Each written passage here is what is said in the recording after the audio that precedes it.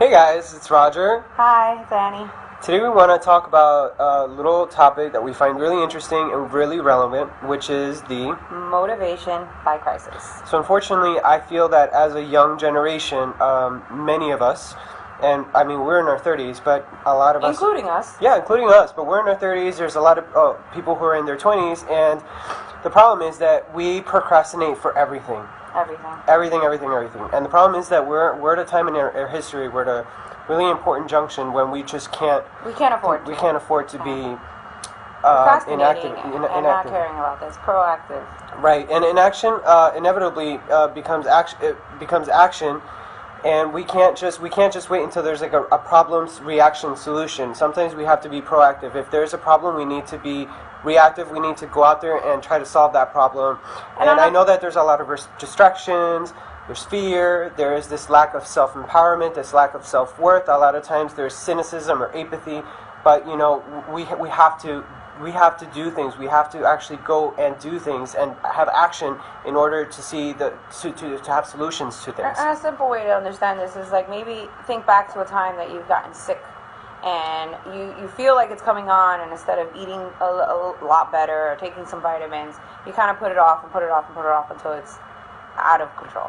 Right. I think we're wired for responsiveness. Like that's just the way that we've survived as human beings. We wait until like there's a crisis problem, and then we react to it because that's how we. And if we manage to survive that scenario, then we continue living, and then another problem happens, and then we react to it. So as human beings who have brains, we need to learn how to be proactive, and I think that. How are you proactive? Well, look, one of the ways that I really want to relate this to things that are happening right now is that I honestly feel that a lot of people are losing motivation in this battle right now with the election because they feel like there's a lack of self-empowerment in this thing, that we're just one person. I keep hearing the electorals. He's not going to get a fair shot. People are worried about the superdelegate problem, or that the machine is too strong, or that the media is not on our side, or that maybe the older generations are just not hearing the message, or that they're just not, they just want to be pragmatic and they think that we're being idealistic and that we're not being realistic. But the truth is that history is on our side. I honestly really believe that the facts are on our side, that history is on our side, that we're doing the right thing, that we're doing the ethical things, and we need to keep the momentum going no matter how bad things get.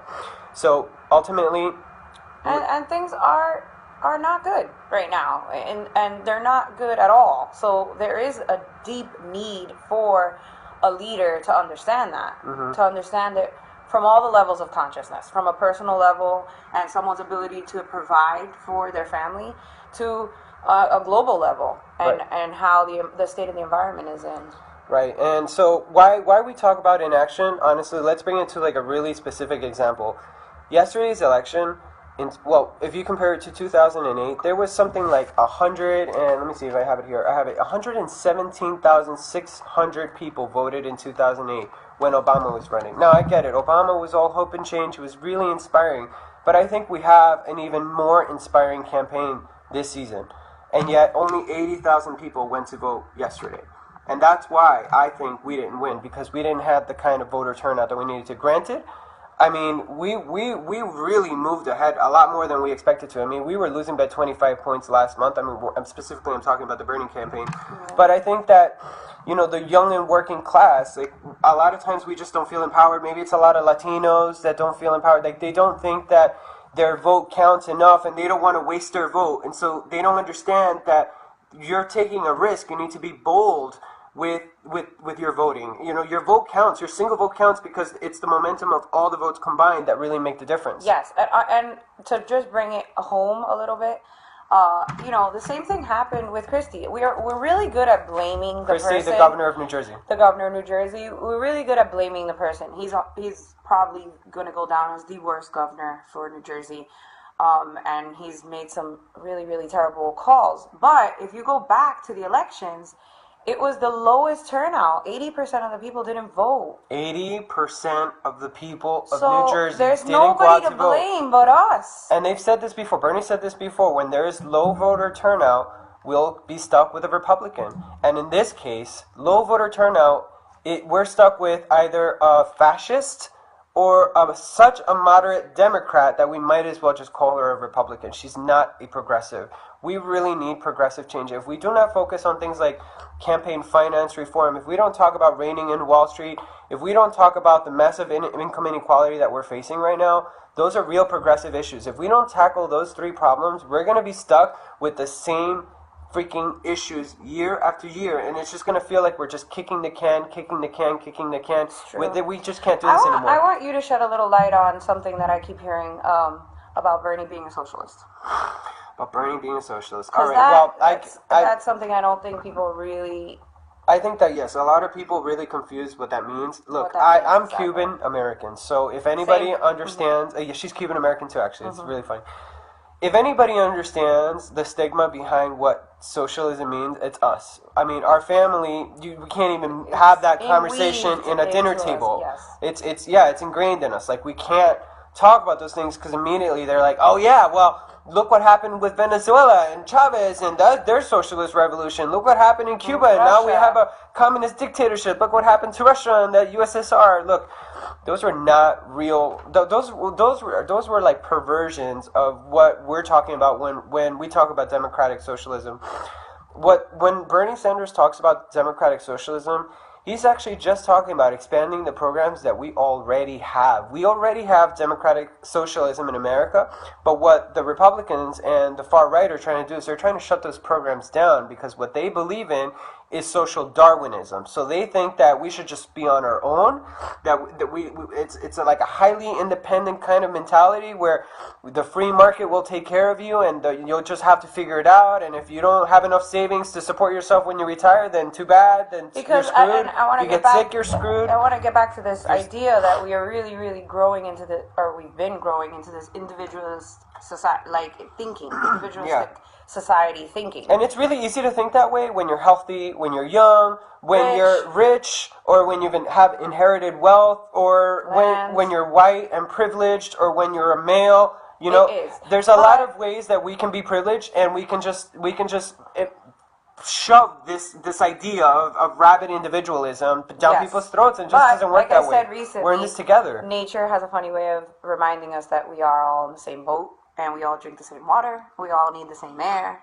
So at the end of the day, regardless of what party you pertain to, we really need to see the connections, right? And keep them. And I think that's something that, you know, I guess the socialistic ideas do touch on. But listen, you know what really bothers me about the right now, especially, you know, the Republicans, is that they're the first to say that they're Christian, that that they have Christian values and family values. Listen, if Christ, the leader of the very symbol of what Christianity really means, if he was here right now, he would be a socialist Jew, just like Bernie Sanders, okay?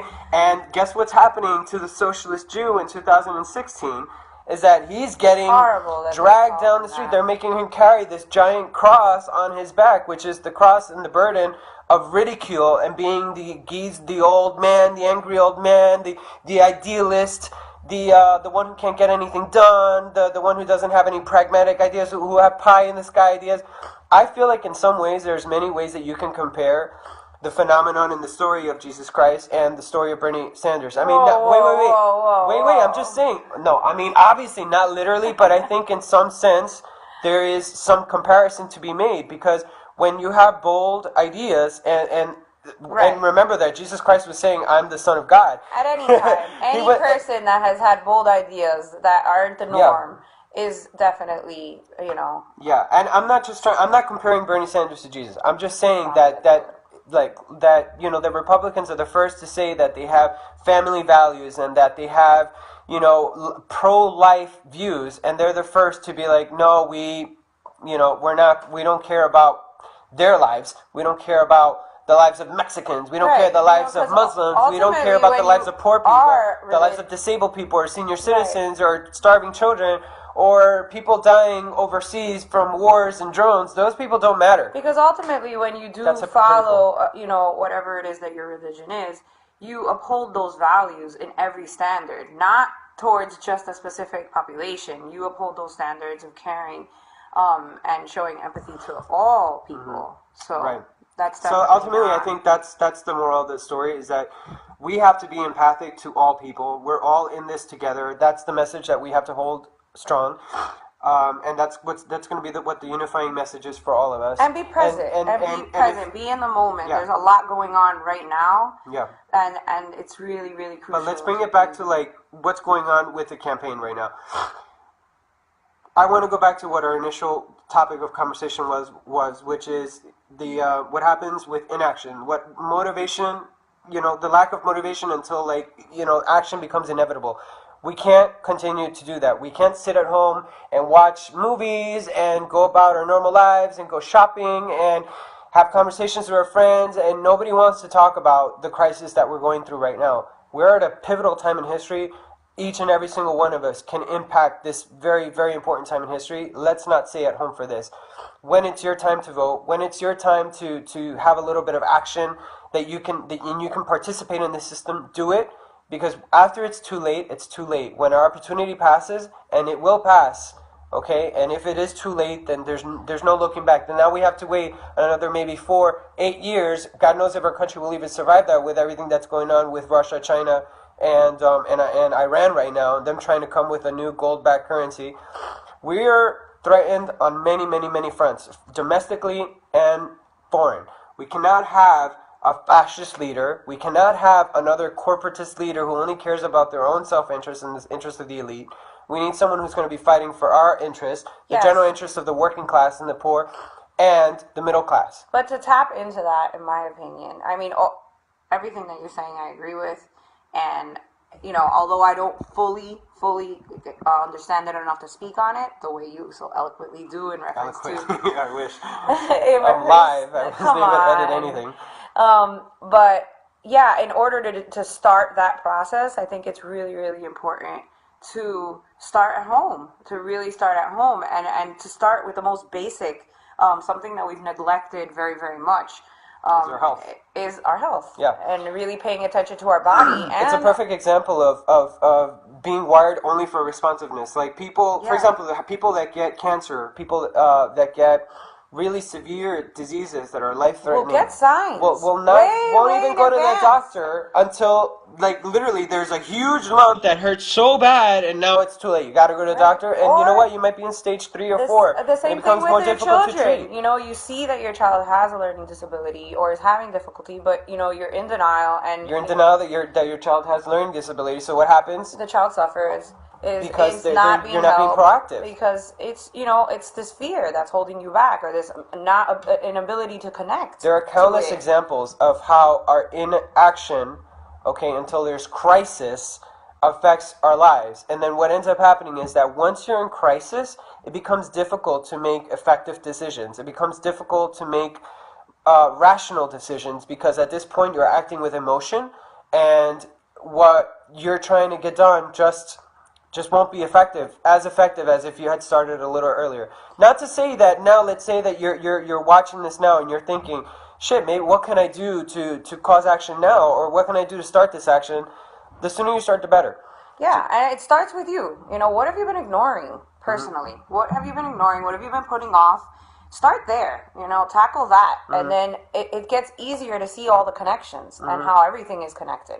And how your word does matter, how you are powerful, how you are fully capable of motivating or helping a cause. The only time you're not powerful is when you say you're not powerful. The only time that you don't count, or your opinion doesn't count, or your vote doesn't count, is when you say that your opinion and your vote doesn't count.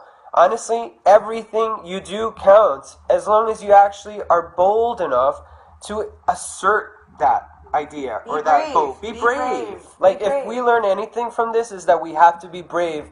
Things are going to be really hard. It's an uphill battle. Whenever there's a crisis looming, there's an uphill battle to the solution. But as long as we just accept that it's always going to be hard no matter what, when there's a problem, that there is a light at the end of the tunnel, if we really believe that with everything that we are, there will be a light at the end of the tunnel when you get there, and we will get through it, and we will see light all around us, because we will succeed. And it's important you brought that up. Being proactive is not the solution. It's actually the process. It's doing it. It's getting there. The solution is what we get once we are proactive. Yeah, proactive is just part of the process. It's just part of the process that we need to adopt. But what can in our absolutely own should life. not be part of the process is inaction. Is saying you have no power, that you don't matter. You matter, and if you feel something, you need to act on it. You know, because otherwise we're just gonna have one crisis after another, and then we're just gonna have to deal with picking up the disaster. How many? You know, I remember that when I read one of the examples of this was like companies that are always having one crisis after another, and instead of being proactive and figuring out, okay, what's the problem? Let's address it. One fire out after another. You just keep putting fires out. Keep putting fires out because the crisis keeps happening because you wait until it's too late, and now there's a crisis again. And you're always too busy putting out fires. Most importantly, to you're be proactive not for another thing. connecting what you're doing that's causing that. People really, really, tend to tell themselves that they don't make a difference, and nothing that they do make a difference. But whether you're doing something, or they or don't you're trust not themselves. doing something, you're making a difference. It's just which one are you going to contribute to the, I don't know, lack of better words, just not doing anything. Are you going to be part of that, or are you going to be part of like seeing something better, seeing something more? Yeah.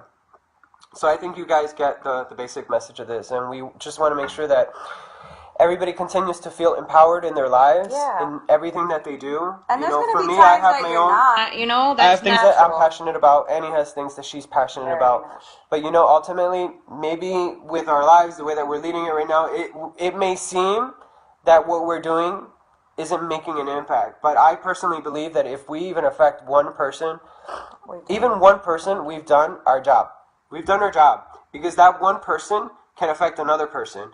And right there, that's 3 people being affected. And it only takes like the chain to go down to a certain level that we reach someone that has a lot of influence. And then suddenly that maybe 4th person down the chain affects 10,000 people. That's just sometimes how it works. Sometimes when an idea is powerful enough, it becomes viral, and everybody ends up knowing about it. I think that's the phenomenon of social media when you really think about it. And the power of caring in itself. Yeah, and it is the power of caring. I actually do believe that the power of good, the power of empathy, it's a very powerful, idea. Incredible. And I think that those are the ideas that survive and make it through. All the movements we've had historically, the best ones have been good movements. We just have to believe that they can happen. They're hard, okay? Like when you think of civil rights and how difficult that was, it was really hard. People died. Really, people got killed. People got beat. And people some got of those dragged causes people are still fighting for the back today. Of a car. I mean, what's going people got on hung in trees. with Black Lives Matter is, it says a lot. It says a lot about unfinished business. I know. And in the same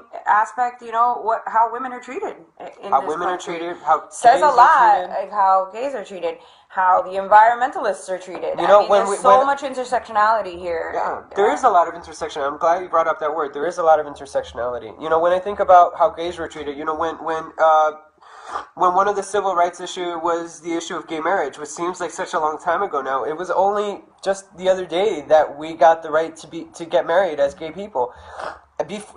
As this was happening, gay people are getting beat up in the streets of New York. Gay people are getting beat up in all over the country because they thought that we were shoving our ideas down their throats, that we were forcing people to accept who we are. We're not forcing anybody to accept anything. Well, let's say, for example, when we bring this back to the election thing, we're not forcing people to be democratic socialists. What we're asking people is just to consider what it means to be in this together, to take our resources and pull them together and create an effective machinery that we call a government.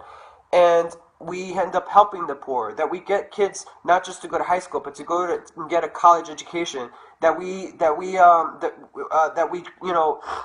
go after as a giant populace, with the strength of our government, that we go after the people who are criminals on Wall Street and in our government that are stealing, funds from us. And this is an ongoing thing. I think the thing that turns people off to Bernie is like this idea that one person is gonna like fix everything. That's not what he's it's selling. not what it's about. He's always said that this is a movement. This is going to be an ongoing fight. That this it's is a going to movement. keep on, and this is going to take everybody. I think that's why he uses the word revolution, which also Right. turns people up, because once they think of revolution and they think of the word socialist, they think, oh, it's another one of those things, it's going to get messy. Look, they should be glad with all the shit that has happened in our country that there aren't people on the street with fucking pitchforks Yes. and fire and they're blowing buildings up, Just because to we backtrack should a be little really bit, freaking pissed. You know, on a point that you brought, you know, we tend to think that the ability for gays to get married happened such a long time ago, and it happened just the other day. Just the other but day. They say the same thing about black. When we talk about black people, the black rights. What was the state that just passed the law that oh no, we're still having problems with gay rights. And you know why that happens? Because oral sex. Like, this just shows how we have to keep on. And at the same token, I mean, it's 2016. The fact that birth control is in the Supreme Court says a lot. You know, it says that we can't stop fighting. That the minute that we become complacent, the minute that we become apathetic, okay, the minute that we feel disempowered, that's when those people who really want to come after us, who want to victimize us, then that's when we give them a chance to actually victimize us. That's when we give them a chance to come after us and create laws, because we're sitting back. We're going to agree to disagree. What are we disagreeing on? I just feel like the minute that we don't stop you feel like paying this is attention, from inaction? It is from inaction, but I don't think it's coming from a place of where they're trying to get us. I just think that if we don't pay attention, like anything, if you don't pay attention to a child, they're gonna be unruly, or they're gonna do something that you know. That's what I'm saying. That's the same thing. That's what I'm saying. When you don't pay attention, when you're apathetic, when you're apathetic, or when you're I know, when you're but feeling I just feel like when you say these people, those people, that's how they talk, and I don't. My whole goal is to get them on, an understanding that this is the better good. This is why I know what you're saying. You don't want it to be like it's us against them, but honestly, it is us against them, because we have a clear enemy, and the enemy is the people who want to victimize other people. Like, why would you go out of your way? We employ them. We do employ them. We forget that. I'm not forgetting that. I'm saying that it's because we're not participating. We're ignoring the system. Yes, I agree. We're being apathetic, and we're thinking that what we think doesn't matter, that we are disempowered. That's why this keeps happening. But so what I'm saying is it's that not all we have of to always participate. I just went to a Republican lodge last week. I told you, but to fill you guys I'm not saying it's all of them. I'm not generalizing. Okay. I'm saying that we have a clear enemy. I just want to clear that up so not generalizing. We're not shutting out people who do agree with us just because they're Republican. I'm not generalizing anybody. Okay, honestly, you know what? I wish that Republicans did have more in common with us, but unfortunately, they just don't. But I will say that I can generalize, and I can say that there are many Republican lawmakers who are doing things and creating laws that are not helping us. They're literally creating these laws to victimize people, to victimize LGBT, to victimize transgender people, transgender children, to use a restroom. They're victimizing. Just be a little more specific on a federal level. You're speaking on a federal level. on a state level too. That this is happening on a state level. On a federal level, I think we have a lot of protections. But anyway. Well, I'm saying we're going to agree to disagree, because I've been in a lot of situations, and I've dealt with Republicans and Democrats on topics that I was really surprised they actually cared about. Incinerators. Yeah, you're talking about New Jersey. Why don't you go to a Republican lodge in South Carolina or Arkansas or Missouri and then tell me the same thing? It's different. But if I was sitting in a room with, Christy, I obviously would feel what you're trying to get across. That's, Republican I think Christy just tries to pander. Honestly, I don't really think that a lot of these Republicans really believe a lot of the shit that they're saying. They just know that these are the things that rally their base. This is the kind of things that their base cares about. And when you're saying that we should reach out to them and bring them part of our team, I absolutely agree. That we're not going after those lawmakers. We should be going after their base and trying to get them to join our school of thought, what we think is the right way to do things. I'm just saying, no, I'm not. I don't know if that's a really big feat. What I'm saying is that at the end of the day, I truly do believe what makes America beautiful is the fact that we had this balance of Republican and Democrat. I keep coming off. Sorry, I keep having to move the camera because Annie keeps moving over. It's because you're nuts. Jesus. But yeah, and the problems have arisen because there's an imbalance in that. Yeah. But it's about finding common ground, and there's things that we can agree on. What I wanted to point out was that I was surprised. I have this stigma belief that things wouldn't surprise Republicans. I'm talking about specifically that Republicans are known for not really caring about the environment, correct? But no, they're known. This is what they're known for federally. They're known to not that they don't care about their environment. They're paid to not care about the environment. Okay. They're paid by special interests to ignore the scientific consensus that we're having climate change. Right. And why? Because they're not really Republicans. They're not Republicans in the sense that our parents would probably be, Republican. They're more like fascists, basically. They've sold out their party and their party affiliation. Agreed. To these special interests, because that's who pays for their campaigns. One point I was trying to make is that I was in a lodge with all Republicans. I was there with 2 other Democrats. We had gone there to, convince this assemblyman essentially to rethink okaying this pipeline that they're trying to put into New Jersey.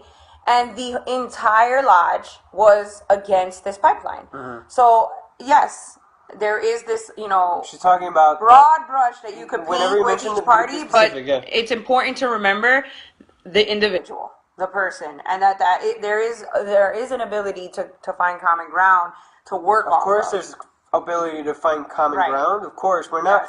This is not us against them. This is what I want. But we do have to know when we have an enemy. Okay, if we ignore our enemy, there are people who are really our enemies. Now, I'm not saying that the enemy is a party. I'm not saying that a Republican Party is our enemy. But I am saying that there are a lot of very specific people that we can clearly say those people are not working for our interests. I heard a really good quote recently that applies to this. And I don't know it verbatim, but it basically went along the lines of, you should try 1,000 Marcus, times. Sorry, Marcus. It's just that we're in the middle of a rant.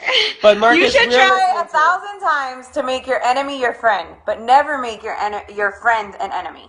And that's the point I guess I'm trying to make. Is that there's no point in is keeping an enemy distant. That makes it more dangerous. The point is that, the closer you keep them, the more that less could be. Mm-hmm. That the more transparent things can be. Yeah. So that's important to keep in mind. Yeah. That's what the point I'm trying to make. So let's now start acknowledging Marcus Anthony Acosta. Okay. What are you saying? He says, where does it lead? Both parties are slaves to money, to the international. They are also socialists. They are paid to ignore your consumption of your significance. Okay, this is what I'm talking about. This powerlessness. This just like they're all fucked up. Why even care? I mean, yeah, you could take that route. And I don't know how good it's going to be for you. I don't know how far it's going to get you.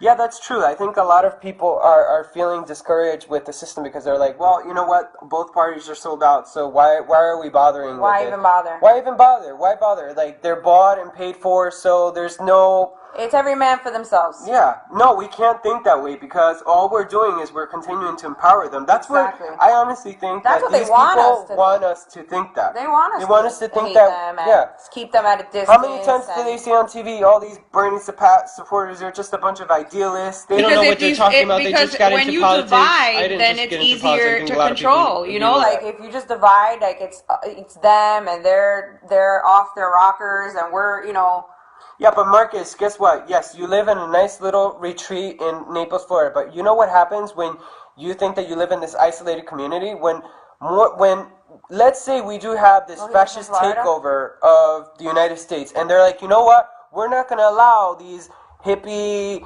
naked tribes in Florida. We're going to shut you down. Who's going to come to your defense? Who's going to come to your defense? Are you going to really, go after them with guns and shoot them down when they shut you down because they think that you're being amoral? They don't like the way that you do things? This is what we're talking about. Yes. We can't just isolate ourselves and think, we're going to be separate from the system. I know. We're I part was just of it. talking We're to a here. friend that was saying that. He's like, I'm going to move to an island. I hate when people say that. I'm going to leave the United States. Leave. You can't do that. And it says a lot about our country that the most dangerous thing you can do now is grow your own food. That says a lot about the world, the country that we're living in. And that's great. How about that you have a water? tribe In some parts of the country, you can't even collect water, or you can't drink raw milk. Water. That's so radical to do something like that. So, that's great that you're establishing that and you're living off the grid, I guess, apparently. But, yeah, like he said, that's, We have to continue consumption because that's how nature works. Animals consume other animals. They consume plants. We consume plants and animals. It's not about ending consumption. We can't just stop ending consumption. What we do have to do, which is a more realistic idea, is that eating meat? No, we're not talking about food. I'm talking about consumption, like gadgets and electronics. I wanted to get that one in what we need to do is whenever we create a product, we need to stop creating a product and just think of it as a linear process. We need to close the loop of consumption so that when a product gets created, when it gets marketed, when it gets sold, when it gets thrown out, we need to figure out what happens after it gets thrown out, which is that all the parts need to get recycled, and that needs to be part of the way that things are made. Yes. We need to understand things as an entire closed loop. Completely in the system of creating anything. But on the topic of consumption, we need to stop consuming as much. That's definitely there, you know?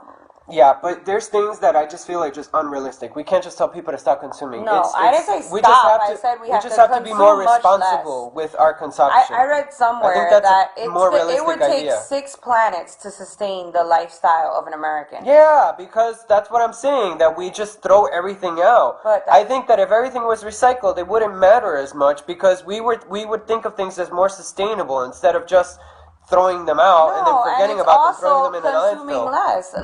And this goes back to what we started on and about being present and being How mindful. Are you going to get how are you going to get a billionaire to consume less? I'm not talking about the billionaire. There's a lot of less of them. I know, but there's a lot of less of them and a lot more of us. So our impact to the earth is a lot more than them. But let me tell you, their consumption is way more irresponsible than ours. Way more, because they don't care. Like, they can have a giant water fountain in front of their house. They can, how many times in California was there a drought? There was a drought in California. There was a drought in California, and guess what? Only the poor and working people had to be more conscious about their water use. To me, it's about being responsible. It's just more realistic. It's about being live it. Believe the example. You can't keep pointing the finger that their consumption is bigger than ours and comparing. No, we should all be thinking like this, because ultimately we all are sharing the same planet.